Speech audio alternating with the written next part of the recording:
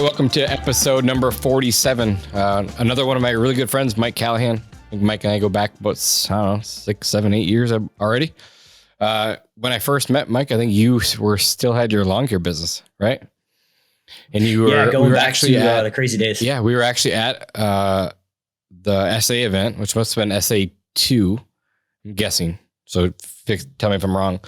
But that's when you were just talking about maybe getting acquired then. Yeah, so we I think it was SA2 or SA3 for Service Autopilot with Jonathan Petoshnik there, the Lawn Care Millionaire. And I just met and we just had started a company called SimpleGrowth where we were doing done-for-you sales and marketing automations. Yeah. So welcome to the show, by the way. I didn't say welcome. Thanks for being here. Appreciate you taking the time. I know you're going to drop a lot of bombs here for everyone. So for those who don't know Mike is a leader in the industry. He built a company, sold it off, but then like he just said, he started SimpleGrowth, which is an automations company. I'll let him tell you about that. We've used a lot of his products in the past couple of years, phenomenal stuff. But kind of just like take us back to how you got in the industry, how you got into lawn care, and then kind of walk us through like the acquisition part, what that was like, and then how you got into the SimpleGrowth, and we can take it from there. Yeah, absolutely, Jonah. So started out probably just like everybody listening here or watching, really just trying to make some extra money in high school, trying to pay the car insurance and get a car. My parents in early age just instilled good work ethic, put your head down, you got to make it happen. So knocked on some doors, not trying to start a business, but just tried a little side hustle to get that car and the insurance, but ended up inadvertently starting a business. Ended up getting a DBA for the business when I was in high school and then worked that business through 5 years of college. Ended up incorporating freshman year of college. And through college, I had 2 or 3 full-time trucks. And really at the end of school, it got to a point where I said, okay, I got to take this corporate route or I got to take the lawn care route. So you can kind of guess what happened. We took the lawn care route. But along that journey, it was pretty interesting. There was a lot of local lawn care companies in the local market that I admired, particularly one gentleman that owned a masonry company as well. But there was a commonality of all these business owners that I was looking at and admired. They all looked the same. They all operated the same. And basically what they had done is built these businesses. They were literally micromanaging. They were the focal point of this business. They could barely leave for a day or two, let alone for a week without a cell phone free vacation. And even to make into the detriment of that, even the guys that were teaching the entrepreneurship classes in the actual college itself that I went to, one guy was running a supermarket. It was the same exact thing. The guy was answering his cell phone 24/7 between breaks, fighting fires. That was success to me of a small business. So when I made that decision to go the lawn care route and own that business, I was making more in that business then than I would have with the corporate route. So I just went, but I decided that was what success looked like. So I inadvertently built a business with a really bad foundation. I was like literally the cog in the wheel. And if I popped out, the thing would have fell apart. So fast forward several years after that, the business actually caused divorce. Jonas, obviously, you know well where, but some people listening, but I mean, kind of near and dear to everybody's heart. Like if you're working the business is running your life. My ex-wife actually came back Valentine's Day and said, like, Mike, I'm out of here. Business is running your life. So hit rock bottom, obviously, search the internet, how to get your life back from your business. Ran across this thing called marketing automations. So with no tech background, it was about the Tim Ferriss 4-hour work week phenomena going on. So I one night went on the computer and bought an automation platform with no tech background and literally thought I was going to be running this lawn care company in the beaches of Thailand and Bali like these guys in the 4-hour work week. Really? Obviously woke up the next morning and I was like, well, this probably isn't going to play out exactly like that. But we bought it. So I invested 3 to 4 years, every waking minute, not going in the office, but working on it and not in it, as Michael Gerber would say. And we built automation systems. So I went 80 to 100 hours a week to 3 to 5 to an absentee owner. And that was kind of my journey. So eventually we had a gentleman call from an equity group up out of Canada, watching a lot of the Facebook and YouTube videos I had been posting, not selling anything at that point really, but literally kind of sharing the trials and tribulations, some of the stuff we got lucky at, and honestly, some of the stuff we just got wrong, kind of like the work-life balance of that business. So we actually thought it was my buddy Garrett Matthews out of Shreveport, Louisiana, who owns Matthews Tree and Pest. So I ended up hanging up on the gentleman. So he called back and he's like, I think we got disconnected. I was like, oh, well, you're actually not Garrett. But they had been buying these service businesses, pest control, lawn care, snow removal, and basically told the gentleman, really not for sale. But if you're buying these things, we've got this new business we're starting up, SimpleGrowth, where we actually go in and set up marketing and sales automations for service businesses. So we'd love to show you what we're doing and what we've done in my company. Maybe this guy could be one of our first clients.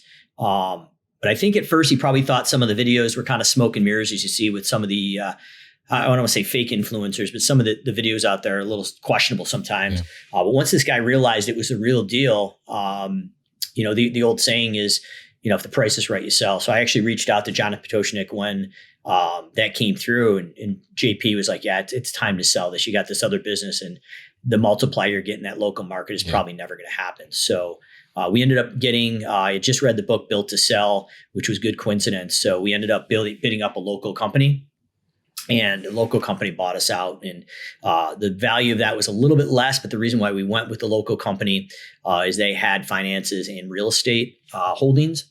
The equity group had a shell company in New York City. So their main contributors, I believe, was out of Vancouver, Canada, Dubai, and England. So there was nothing there. And most buyouts, if you're familiar with it, Jonas, is there's a retention clause. Yep. So we had 12 months, I believe, where we had to retain. It was 80 or 85% of our client base.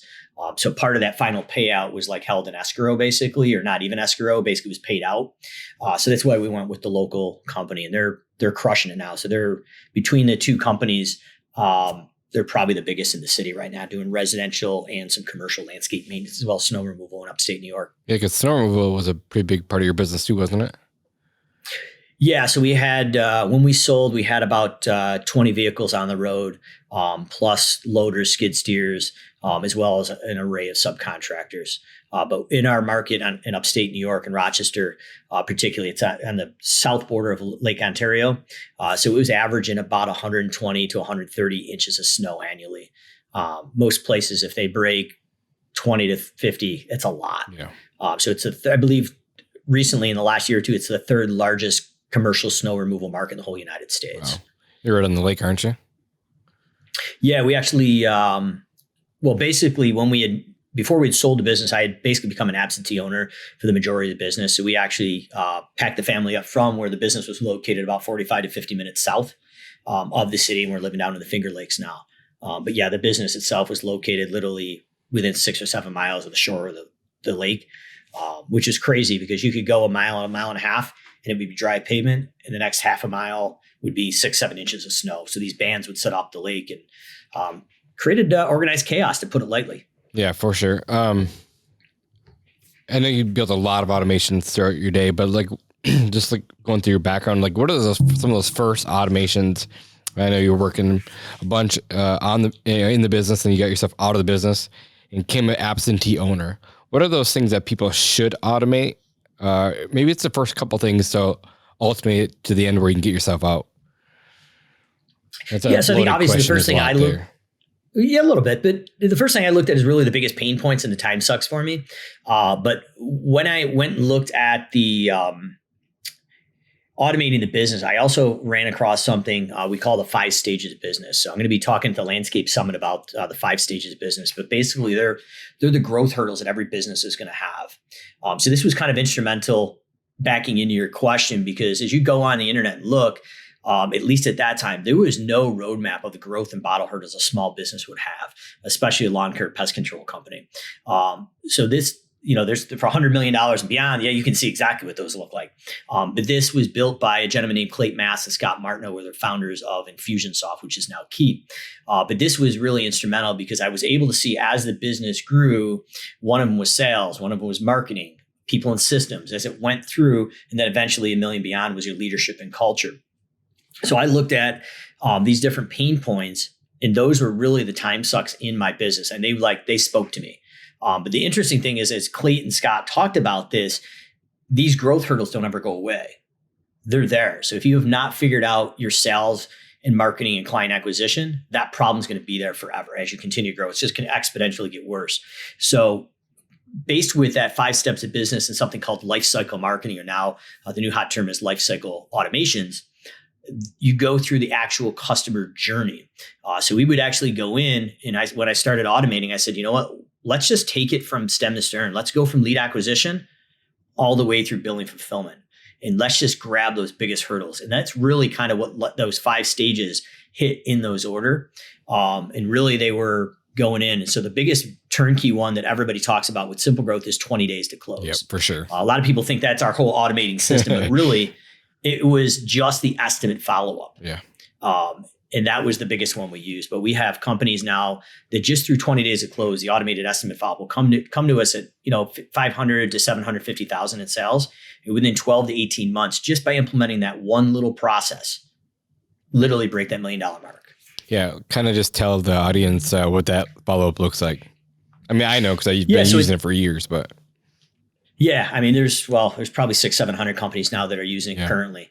So it's been pretty crazy. But the premises of it is when you're going to automate your company and do this, a lot of people are really driving into the temptation of literally going in and trying to make it look automated and branded. But really, where automations and life cycle automations really play is it needs to be personalized but automated. So we need to speak to where they're at in the customer life cycle. So going in and branding up with logos and pictures and videos, there's a place for that. But if you're following up on an estimate like a regular person, you're going to follow up over 3 communication processes. And that's going to be through email, automated text, and phone calls.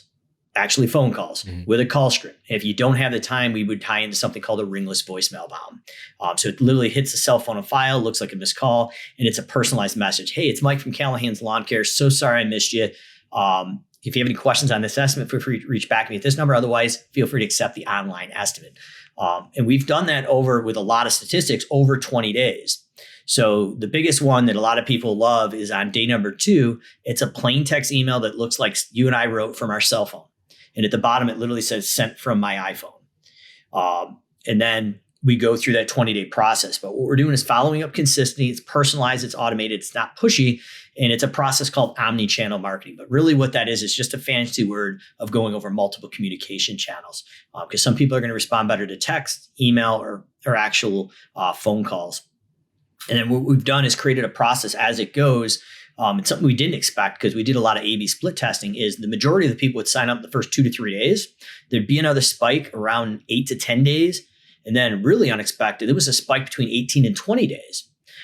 So what happens at the end there is we're actually creating something called scarcity and urgency. Like our schedule is filling up. Do we have permission to close out your estimate?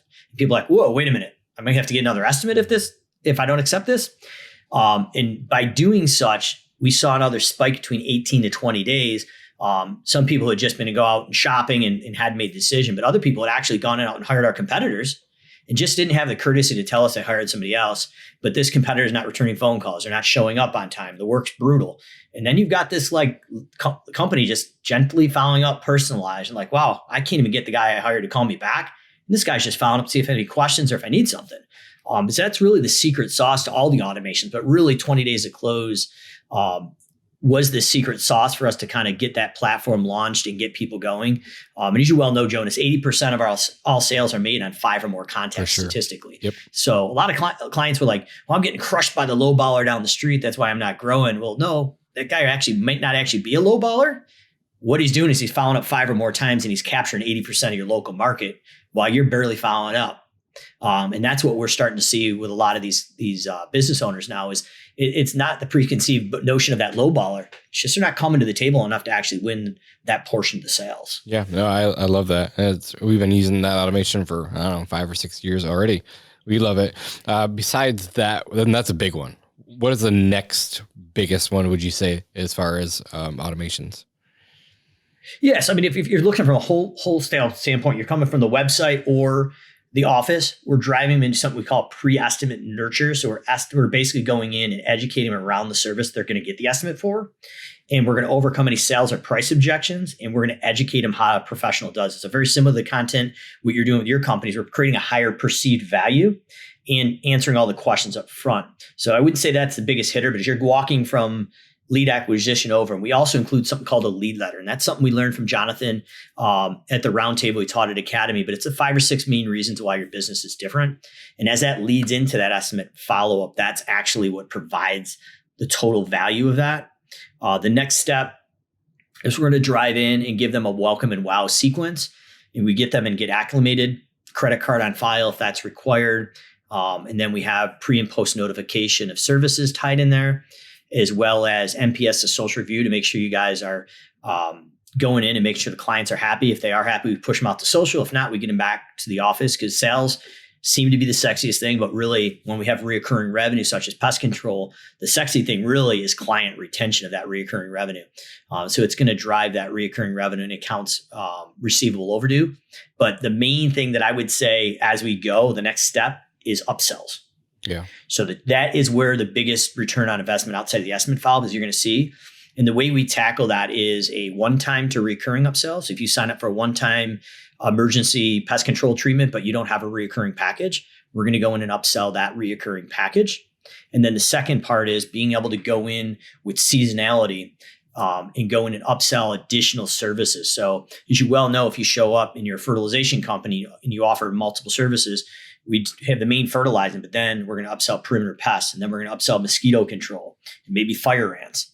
But the idea, the automation is going to go in just before the email or the text goes out and sweep through and say, does this person have this job on a waiting list? Has it been done in X amount of time? Do they have an estimate in play for it? And several others.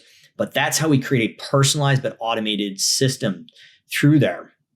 We give them the ability now to either click a button and request an estimate, or through our latest product offering, Simple Estimate, they can click a button. It pulls up the satellite imagery. And if we haven't measured or quoted the perimeter of the house or the square footage of the turf, now on demand 24/7, they can either color it in with their finger or their mouse, and it gives them on demand pricing. And if they're using a product like Service Autopilot, it'll take that PCI compliant credit card information and push it right into the software.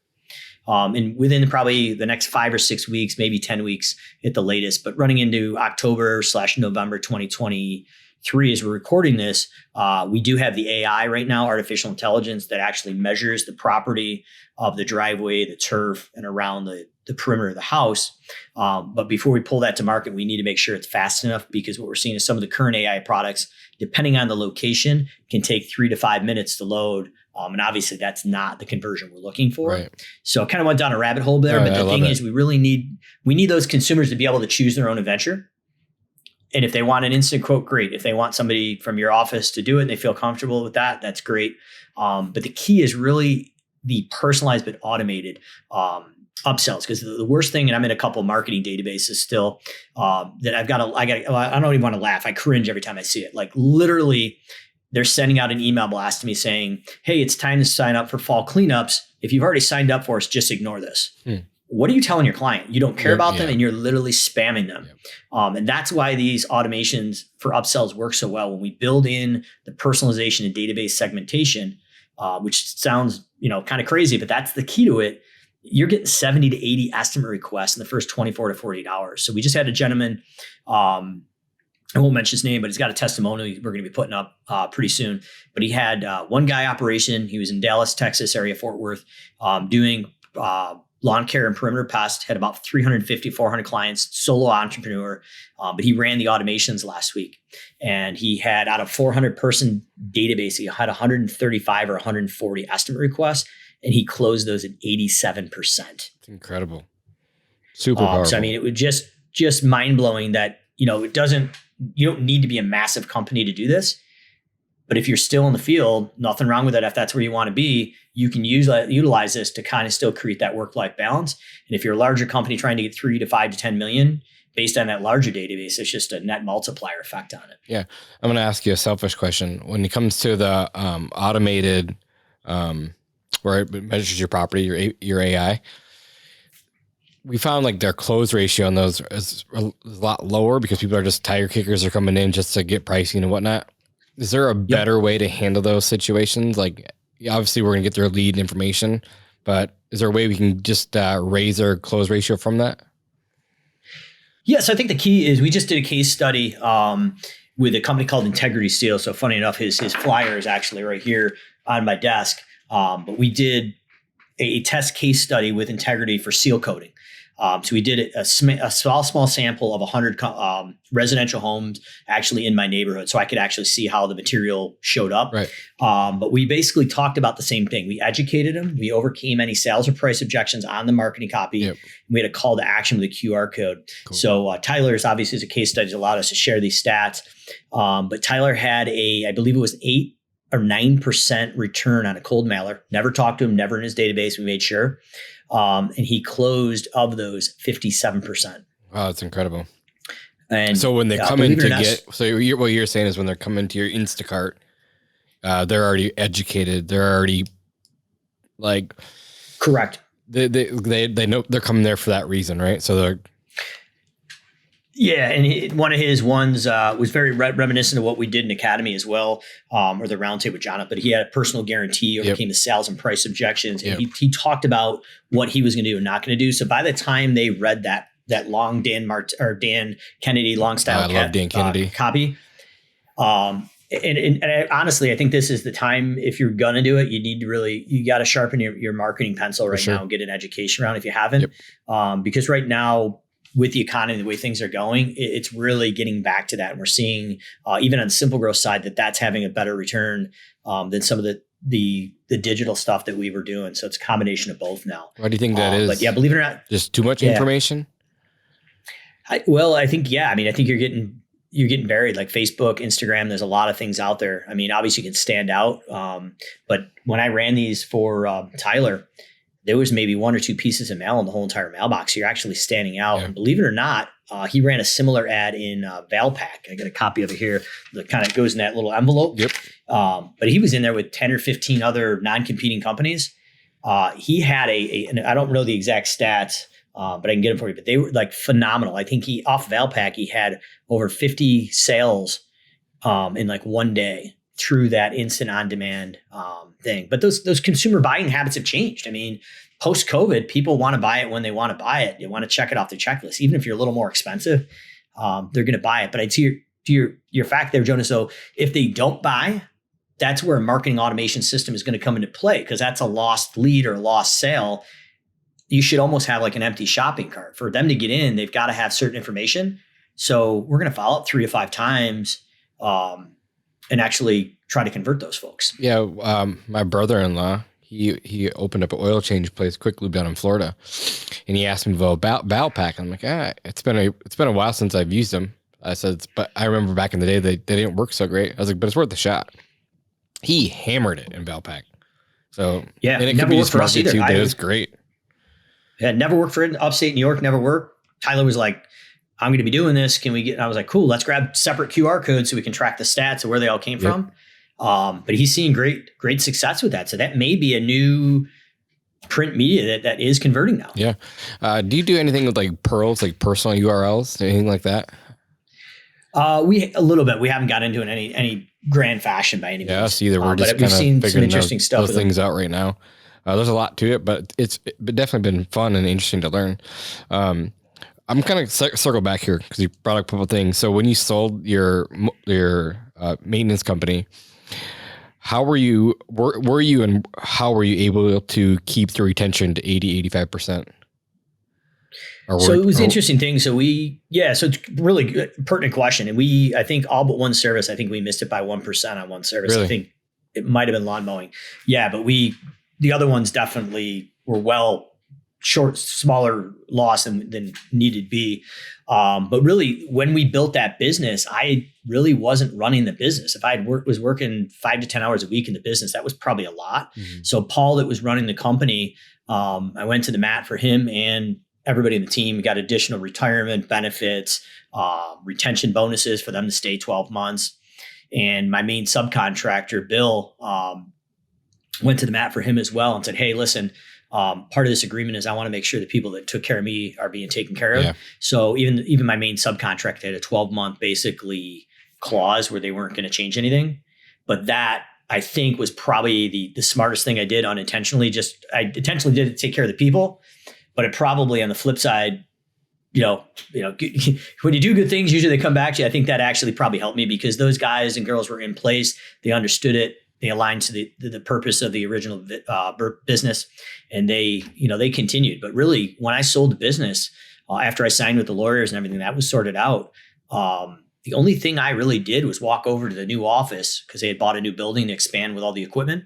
I dropped off the RingCentral voice over IP system, helped them set it up, and that was the last time I had ever communicated with that business. Really? Like literally. Wow. So it was literally turnkey. And I think some of the strengths that we had at Callahan's married up with some of the areas that maybe were a little bit weaker on the other side and vice versa. Obviously, equipment maintenance and wrenching on things was not my suit. Yeah. They'll tell you that right off the bat, but they were really strong in that area. And then some of the more automation, satellite driven estimates, things like that, we were a little bit stronger. So like, it was really a good marriage. But the two gentlemen that owned that company, one ran the operations, one ran kind of the guys and teams. So they kind of had that in place. And then when Paul came in, he kind of filled that technology gap. So it really, I think that was the key to success. But, kind of like this, you put good out, you have a mindset of abundance, it comes back tenfold. I think the mindset of just making sure I took care of the people on the people side, and it inadvertently came back and helped me on the flip side of retention. Is there anything through that process that you learned, good, bad, ugly, that you could tell the listeners that watch out? Or? Yeah, I would say that if I was to do it all over again, I would have gotten actually a broker. We had a really good lawyer, but I think talking to other people who have gone through the M&A side with the multipliers of EBITDA. So we've been working with Jeff Dominic of KeyServe. It's an equity group that's rolling up a lot of residential stuff on the East Coast. After talking to Jeff and helping with SimpleGrowth to set up a lot of their job costing and estimating, and then actually going down to a shop tour with the Masterminds group, seeing how they operate now. They've consolidated probably 8 or 10 different businesses. That's the one thing that after talking to Jeff, that I think that it would have cost me a little bit more for the broker and the lawyer together. But I think the multiplier, I don't know if it would have been higher in this market, but most markets, for anybody listening, it would pay for itself and then some. What kind of multiples are you seeing of landscape maintenance right now? Right now, sub like 5 million. I'm seeing probably like 4 to 6 EBITDA.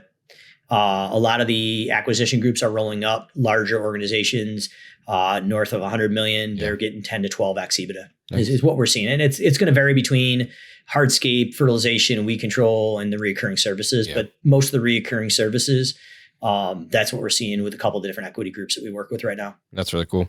And then I know you kind of took us down the storyline of how you got into SimpleGrowth, and you've done amazing things with that since then. Is most of your clients service autopilot clients, or are you kind of different softwares? Yeah, so we're obviously really still strong at SA. The relationship we had with John Potoshnik there of SA and the Lawn Care Millionaire was really strong, as well as John Caldwell. So that was really our foundational part to get a good lockhold on the lawn care landscape industry. We originally started with a product called Infusionsoft, which is now Keep. So that's where we actually became certified. So we had probably 15 to 20 Service Autopilot users using Infusionsoft alongside Service Autopilot before they built the automations. And then when Jonathan and John built that, they brought us in and flew us in with my development team at the time to help them kind of understand what we liked, didn't like, how automations work in a service industry. So to answer your question, it's probably maybe 30% of our business right now. But obviously, we have a really good relationship. We're the first certified partner with Martha Woodward, and we meet with them on a weekly basis. So not looking to discontinue, looking to still continue to grow that. But we've now are working with Mike Andy's Copilot that just came up, newer software in the last 8 to 12 months. Great relationship with Mike Andy's and the team over there. Really exciting stuff they're doing with the AI and some things they're doing with automations and job costing matrices. We've dabbled a little bit with Aspire and Jobber. Right now, not a huge focus.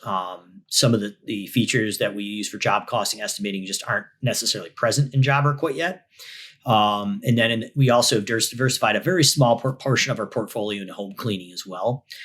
So we work with the industry influencer, Debbie Sardone. Yep. She is basically the Jonathan Potoshnik of cleaning. She's actually going to be at our live event in November.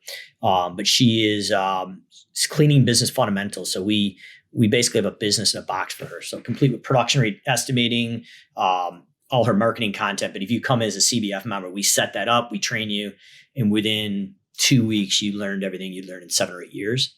So it's also on SA, but kind of a separate package. Right. And then the other cleaning industry software, we've built a direct API where two softwares talk to each other with a company called Made Central and Keep. So we did that probably about 12 to 18 months ago. And that's where our major focus is outside of Debbie. And it's more of an enterprise software. So you've got to be probably $1 million to $1.5 million just to even qualify to work on it. So some of our clients with bigger bigger portfolios have transitioned over there. So by necessity, we've created our systems over there to continue to support our existing client base as they grow. Super awesome. One of the things that I've written down before this even started was AI. You're probably the person to talk to. What you see coming in the near future, or maybe what you're working on already. Yeah. So right now, Simple Estimate is that on-demand estimating tool. One of the biggest things right now is AI is the next shift. That's where it's going. And we've always prided ourselves, or I prided myself on being the next shift. So talking about the automations, we were automating probably 12, 13 years ago, which was unheard of, like bleeding edge, like to the point where I had a guy at a local bar come up and punch me in the face because he thought we were literally following his trucks, writing down the addresses, knocking doors, stealing his accounts. It was literally the automations dropping geopins with 9 rounds. So the guy didn't really know what hit him. So I was just kind of laughing at that point. But so we've kind of prided ourselves on that shift. So this is the next shift that we're investing in. My true opinion is it's not necessarily there 100% where it needs to be to have a instant, I guess, estimate or conversation. It's definitely on its way. So we're investing heavily financially in it for that shift. But part of the reason why we're able to get the AI development team that we wanted to get is they were working with ChatGPT. And they do a lot of support and help desk things through chatbots and things like that. And they were building out the AI for ChatGPT with like a help desk. And they literally came for world class, first class organization that we utilize for this. And they literally said, it's just not ready. So with the satellite imagery and the algorithms where they can take literally an API from Google Maps where they can have the property boundaries and other AI overlay where it overlays the house in different imageries and with text MLS data pull. So they're pulling in like 5 or 6 different things and creating basically an algorithm for the machine to learn. That technology is there. It just depends on the market where you're at. Right. Now, if you're in like Dallas, Fort Worth, it's probably going to be really fast. If you're out in the middle of Wisconsin, it may not be. So really it depends where you're at geographically. So everything we put out there, we take it very seriously. We put our name on it, that it's going to work the way it's intended to. So we've been hesitant to release the AI prematurely, but I do believe that's where the shift is. Interesting enough, I think the consumer base though still has a little trepidation with it. Sometimes with Simple Estimate right now, they can color the surface area with their finger or their mouse.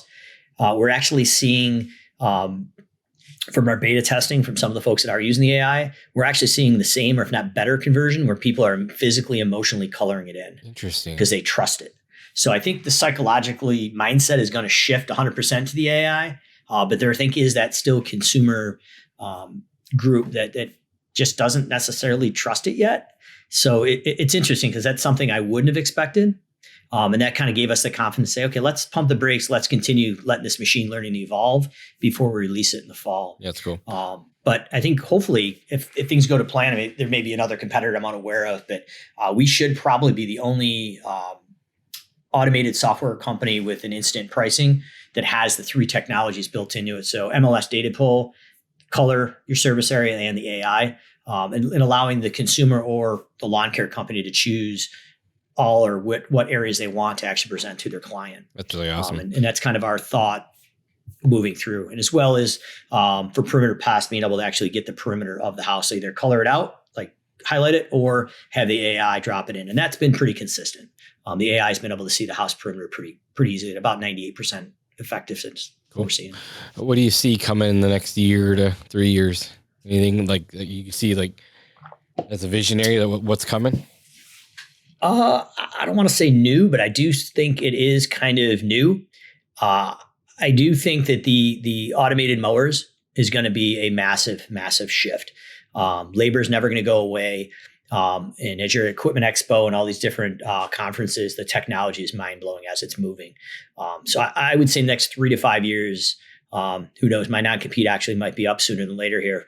If I was to dabble back in, it would definitely be around the automated mowers. Wright Manufacturing's got a really cool setup where it's latitude satellite based. You hit a button, you drive around the perimeter once, and the thing just does its thing. So when that technology gets to the point where you could drop it off in an HOA or a residential home. I think Jonathan actually had mentioned it probably 5 or 6 years ago, but his vision was an oversized iPad where the guy releases these things and they go out in the neighborhood.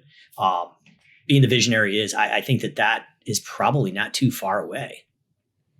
Yeah, that's incredible. That's kind of where I'm hedging my bet in the industry right now. And how could we get ready for that? Is it the person with the most customers went to that point, most leads? Like, how do we capitalize on that? Yeah, I mean, I think obviously there's 2 to 3 different things. There's a list you own, which is in your CRM, your customer management software. You own that. There's value to that. So like when you go to sell your business or you go to take a jump on this next shift, you need the person with the biggest list is going to win. If you're using digital marketing, you better be using something like Zapier or webhooks and pulling that information and getting it out of those platforms because now you own it. Otherwise, you're leasing it. So I think to your point, it's probably the person with the biggest list that actually knows how to go and acquire a client. And right down to its basic analogy, if we're talking about Jonathan, a lot of people have heard the analogy, but I think it rings so true nowadays. Most people don't know their client acquisition cost. Right. So if it costs you $100 to get a client, it's literally like that vending machine in the sky. You throw $100 in it, that kick out. It's the company that actually knows how to go out organic, if it really paid, and acquire those clients and know, if we're tracking door hangers and digital ads and client referrals, but you've got 4 or 5 ways you're getting clients in. You have that raw, non-emotional data to say, okay, if I put $80,000 here, I put $100,000 here, statistically, I'm going to get X amount of estimates. I'm going to close per channel a certain percentage. And then more importantly, after that is what's the client lifetime value? How long are they going to stay with you? Yep. And if they're worth $1,500, what other services with that automated mowing can I add to raise the client lifetime value? So perimeter pest, fertilization, mosquito control. And then how do you take that client lifetime value? So the companies that know those numbers and know how to market, know how to acquire, those are the companies going to be win. And it's not, I don't know how I say this without like sounding awful, but really anybody can mow a lawn. Anybody can fertilize a property with some training and licensing. Like that's not the hard part about it. It's really having the business acumen and having the non-emotional numbers and knowing how to sell and build a team that can sell. Because just like the early days going through high school and college, nobody taught me how to sell. Nobody taught me how to run a business. I could mow a lawn. I was an amazing technician. I could teach other guys to mow lawns. But that other kind of mysterious piece that nobody talks about, that's the piece you got to have dialed in for that next technology shift. And I also think that you really need to have a war cash chest, like a chest of cash ready to go. And that was one of the things that with SimpleGrowth, through some mentoring between Jonathan and a couple other guys that I work with as coaches, that really allowed us to grow at 40% plus the last 5 or 6 years, year after year, is having ample cash supply when those opportunities strike, because you don't know when they're going to strike. So 2008, probably date myself, well before you probably were cutting lawns, was a huge time. We grew exponentially, but we had cash on hand to dump into the marketing. COVID, really everybody started to contract. The companies that doubled down won. So when that next shift comes, are you going to have the cash on hand to actually go out and buy a fleet of these things at $40,000 a pop? Sure. It might not be in the economics. So those are the things I would be looking at if I was making that move. Cool. Yeah, I think something we did like last year, 2 years ago now, is we sat down and said, okay, let's just take a whole day to write out formulas. So which formulas are predictable going forward, from marketing to recruiting to sales, all this stuff, and say, okay, take the top 10 that could really move the ball forward and put those formulas into place that are constantly repeatable. It took weeks to maybe months to do it, but once we got it dialed in, it's incredible. Like everything's predictable at this point. So just going back to what you said, it's very, very smart to do. It is. As long as you got it in, and it's almost boring sometimes because it's so predictable, right? But the cautionary tale here is if you've got those dialed in, you got to continue to look at them, because if they are boring and you let them go, if you're not watching those metrics day after day or week after week, they can get you. So after that divorce, Jonas, I'm sure I've heard the story, but I used to be every week look at my budget versus actual, my finances. If I had 100, 150,000 in the bank at that point, liquid cash flow, that seemed to be normal. So as I got back into DJing at the nightclubs and running around town and Playboy, and I got away from all that for 6 months. And literally by the time we got to November, December, we had that 100, 150 in the bank, whatever that number looked about right. But we were actually $78,000 to $80,000 upside down negative loss. But the office was so good at getting the payments in. The payments came in before the bills, and it finally caught me at the end of the year. So it's a cautionary tale that yes, when business becomes predictable, you got to still keep an eye on it. There's got to be a weekly meeting with the leadership team, and you've got to review and hold accountability with clarity. Because if you don't, that can be the quickest, thing that could happen in your business and take you out. Yeah. And this may be too personal, but did you have a prenup signed? And would you recommend business owners to sign a prenup at this point? I would highly recommend, yes. I'm good now, but yeah, when it comes down to it with a divorce is nothing but a business transaction. Yep. And that was a costly one, for sure. Funny enough or not, it may have worked to my benefit, but I had just bought a bunch of commercial land and paid all cash for it. So after that divorce, I actually had to liquidate that property and sell it, just to actually pay out some of that. It was, she owned half of it. But I ended up moving back to the mini storage units, just like Jonathan did with City Turf for other reasons.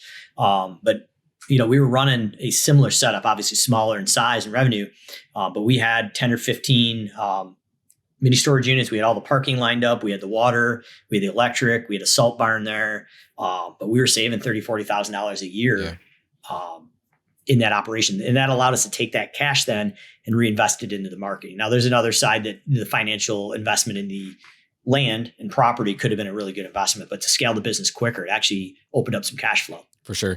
I remember getting my first DBA, and I was sitting in my stepdad's office, and he was a president of a credit union, and they're like, "Oh, do you want to put your wife on any of these accounts?" I looked up, and he's just shaking his head no. I'm like, okay, no. And he told me from day one, nope, keep those separate. So I did. I ended up getting divorced too. So I know we've both been through it. Kind of the same reasons. I was gone all the time. Like I had a brand new daughter. Like I was constantly busy, and then got home, and I'm working on equipment till dark and probably drinking at the time or whatever, and I probably wasn't paying attention to them, but I was a young kid too. I was 25 years old. So just trying to figure out life. How instrumental has JP been to your life?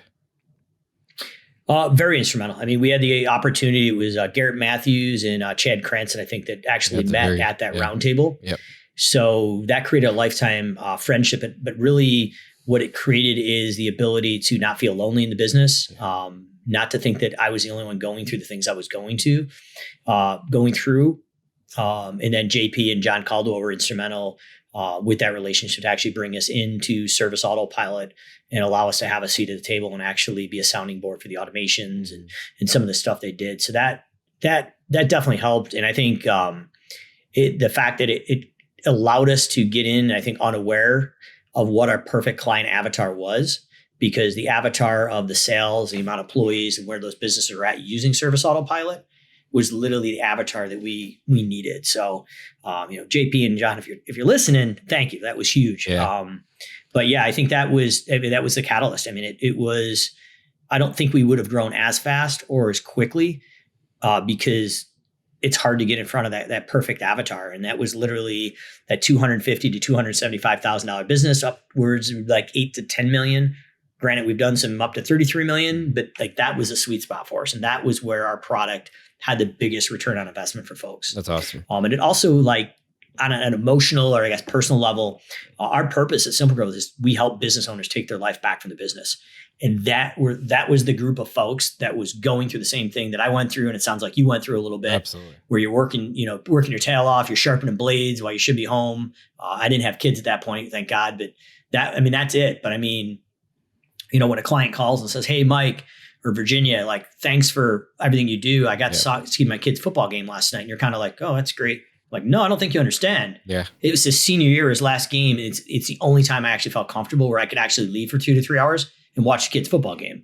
So I think doing the right thing and helping those people has been probably the most rewarding thing. Obviously, we're making money doing it, but it's that ecosystem that Service Autopilot provides us with those businesses that size has just been, I guess, more of a rewarding thing for everybody on the team. And I don't know if you know, Jonas, we've got probably 8 or 10 full-time team members that were all past clients at SimpleGrowth. I knew They've that. all gone out I and didn't know sold 8 their to businesses. 10, but I know a couple for sure. I know them personally. So yeah, it's pretty cool.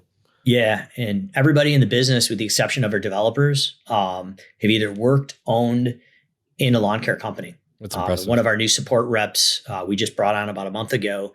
She's actually working 20 hours a week inside a lawn care company. One of our friends, I won't name his name, but he's to the end of the year. She's working in that company to understand what it looks like on the other side. So that's really the other thing that is pretty cool, because like when we talk to folks, whether they're a client or not, we understand them, we are them, and we understand the daily struggles. And that's the difference. I think that service autopilot ecosystem is brought us, because we can just get in there and, we're one of them. We understand them. Absolutely. We've been there. I know we're running out of time. We only got 9 minutes left. So I kind of want to jump ship to like your coaching, what you guys got going on there.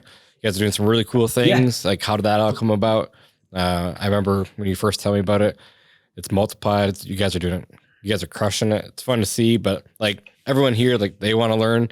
You're an industry expert. Like people want to follow you, learn more. Kind of just walk us through how you got started in the coaching, and then how people can find you.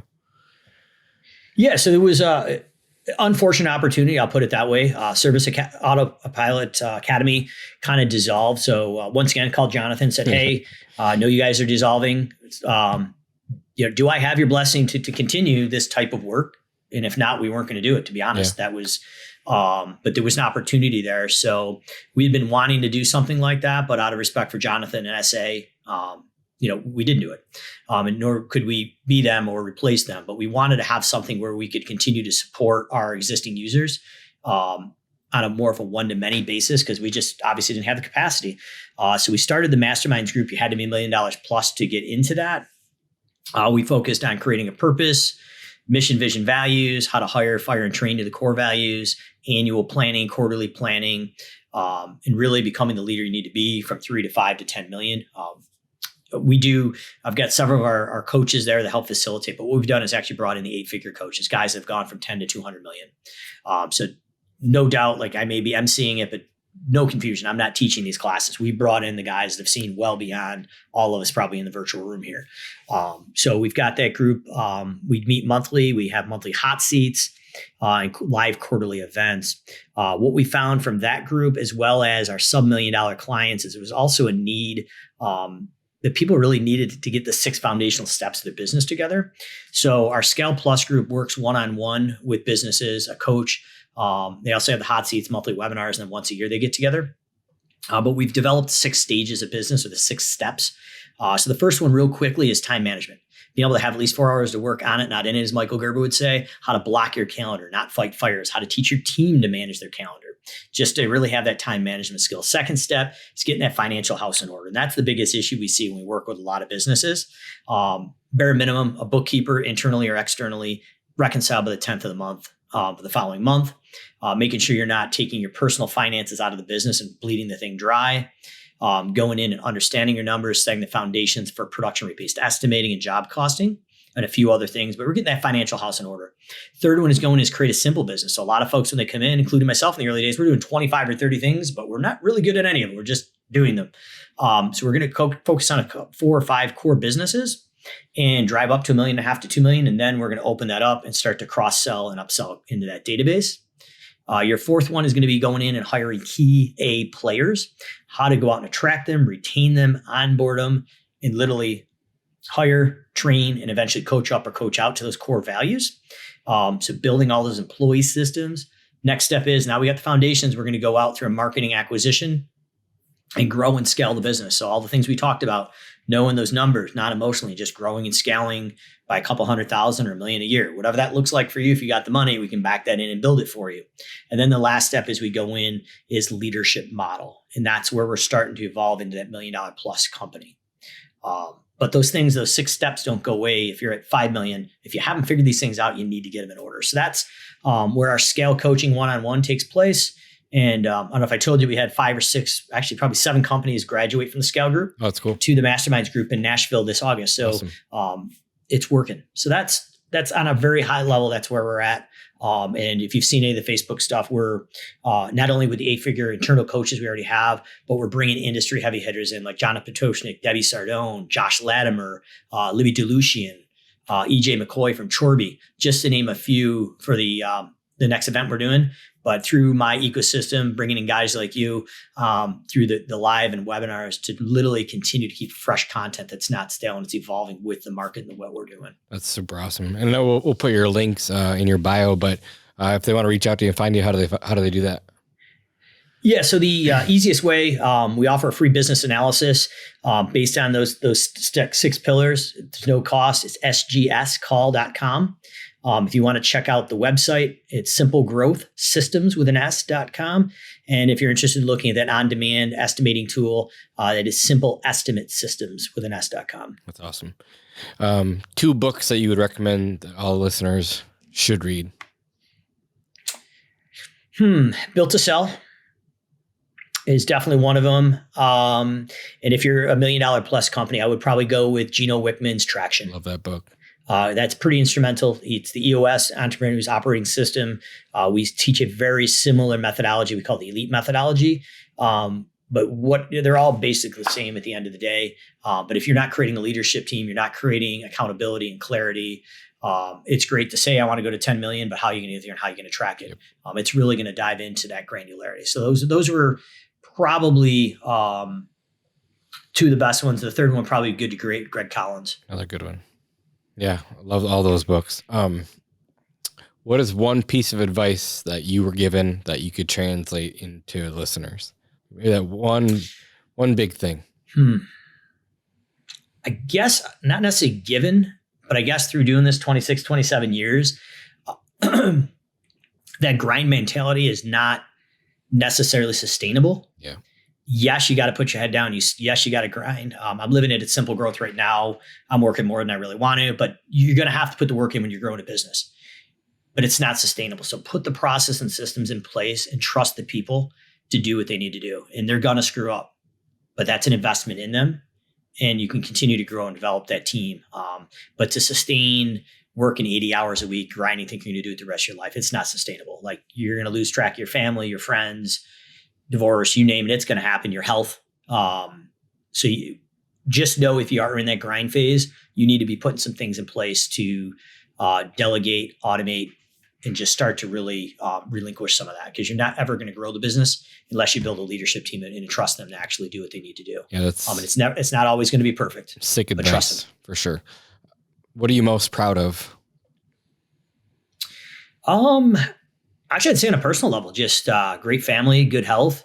I've got 2 little ones coming up and things like that's what it's all about. On a professional level, obviously being able to exit 1 7-figure plus business and now scale the second and about to hit the third here shortly in the next probably 6 to 12 months, to be able to scale basically 3 7-figure businesses, beating the odds, and be able to build a team around it, especially at SimpleGrowth and Simple Estimate of all past business owners, past clients, and just to really be able to be clear on a purpose and to see a team rally around that and have it really focused on the customer. That in my opinion has really been the catalyst of the success, because we're helping people, and like internally the team just lives and dies for that purpose, to help the business owner. So it's been really cool to see. Not to say we didn't have that at the lawn care company, but it wasn't so clearly defined as it is now the third time around. Cool. Well, I know you got to run, so I just want to say again, thanks for being here. I appreciate you being a friend. You've come a long way. Super proud of you. I love watching you win, so keep it up. Awesome, bro. I love what you're doing for the service industry, so keep that up, and hopefully see you guys so soon at one of the conferences, whether it's Expo or in Dallas. So actually, we'll see you on stage in Dallas. So that's gonna be a tough one to follow up on. So I love it. All right, good. I'm relinquishing the realms on stage. All right, cool. Well, I'll see you down there. All right, sounds good, guys. Appreciate it.